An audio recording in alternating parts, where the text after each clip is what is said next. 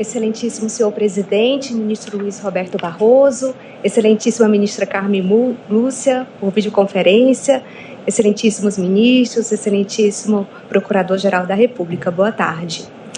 Eu fico muito feliz de estar hoje perante essa Suprema Corte defendendo a causa das minorias e dos grupos vulneráveis. Esse é o caso do senhor Eli de Paula Souza. Esse cidadão manauara de 66 anos de idade pertence à minoria religiosa das Testemunhas de Jeová. E ele precisa realizar uma cirurgia ortopédica e, em razão de suas convicções religiosas, solicitou que sua cirurgia fosse feita sem transfusão de sangue. Até hoje, excelências, o senhor Eli aguarda o Estado brasileiro lhe fornecer sua cirurgia sem sangue. Então, a questão posta hoje perante esse tribunal é a seguinte: deve o Estado brasileiro custear tratamento médico sem transfusão de sangue na rede pública de saúde em razão de convicção religiosa? Entendemos, excelência, que a resposta deve ser afirmativa, por pelo menos 3 motivos. Primeiro, como minha colega até já explicou, transfusão de sangue não é o único tratamento para anemia e hemorragia. A Organização Mundial da Saúde recomenda fortemente esse programa e esse protocolo não transfusional, o PBM.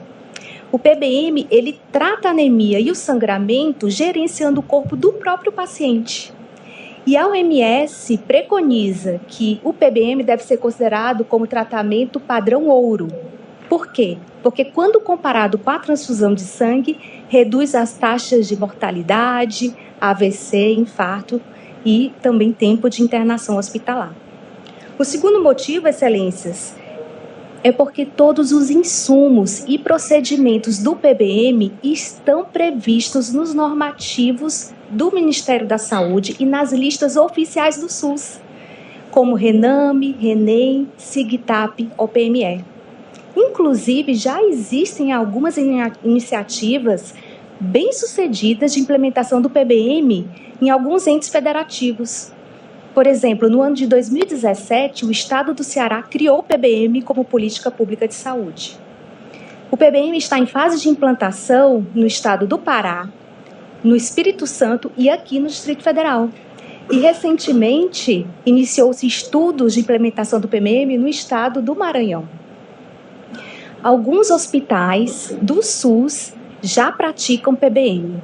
E a Universidade Federal de São Paulo, Unifesp, tem se destacado em capacitar profissionais de saúde em PBM.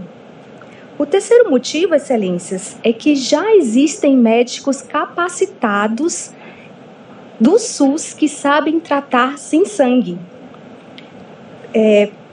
Por exemplo, nós temos até aqui mesmo nessa assistência alguns desses médicos, cirurgiões, cardiologistas, hematologistas, que praticam a medicina baseada em evidência. Ou seja, são médicos que não ficaram parados no tempo. Médicos que continuam acompanhando o constante avanço da medicina moderna, proporcionando aos seus pacientes o que há de melhor que a ciência médica possa oferecer. Inclusive, eles sabem que no caso do senhor Eli, é possível fazer a sua cirurgia com os insumos do SUS e sem transfusão de sangue.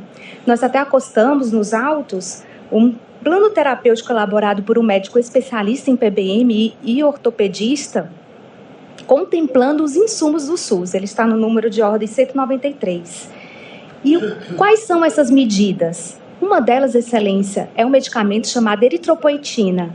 Esse medicamento, ele atua na medula do paciente, estimulando a produção de sangue pelo próprio paciente.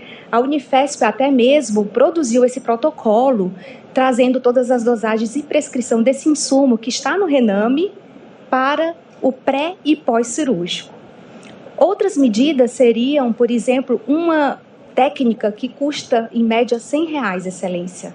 Essa técnica da hemodiluição normovolêmica aguda, ela retira parte do sangue do paciente, ele é substituído por expansores de volume, de modo que o sangue do paciente fica diluído. E no ato cirúrgico, poucas hemácias são perdidas.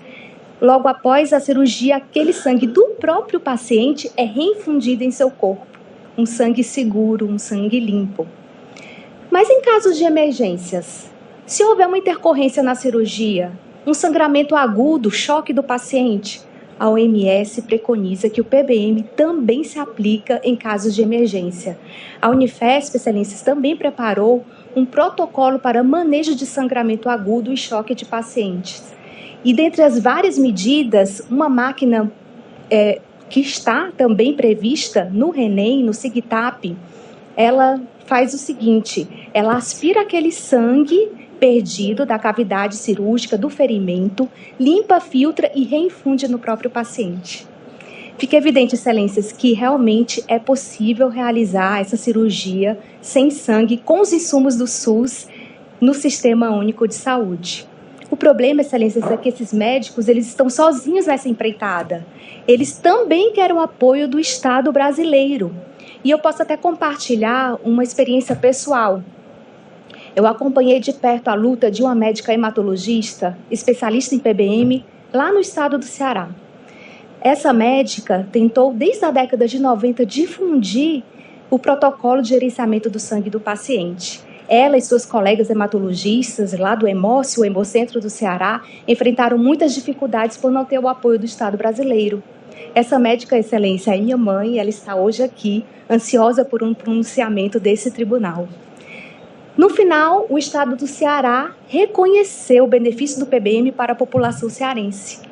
O problema, excelências, é que o senhor Eli não nasceu e não reside no Estado do Ceará. Certamente que prover PBM apenas para a parcela da população fere o princípio da igualdade e do acesso universal ao Sistema Único de Saúde. Em conclusão, excelências, historicamente as minorias encontram voz no Poder Judiciário. As minorias não são populares o suficiente, não têm força política suficiente para atrair a atenção de outros setores da sociedade. Só lhes resta o Poder Judiciário. E já que estamos falando de liberdade religiosa, fazendo analogia, o apóstolo Paulo, ou São Paulo, ele, para defender sua liberdade religiosa, apelou para César, que era a maior autoridade judiciária de sua época. Do mesmo modo, apela-se a este Supremo Tribunal para que essa minoria religiosa e toda a coletividade receba um tratamento médico humanizado, acolhedor e livre de discriminação religiosa.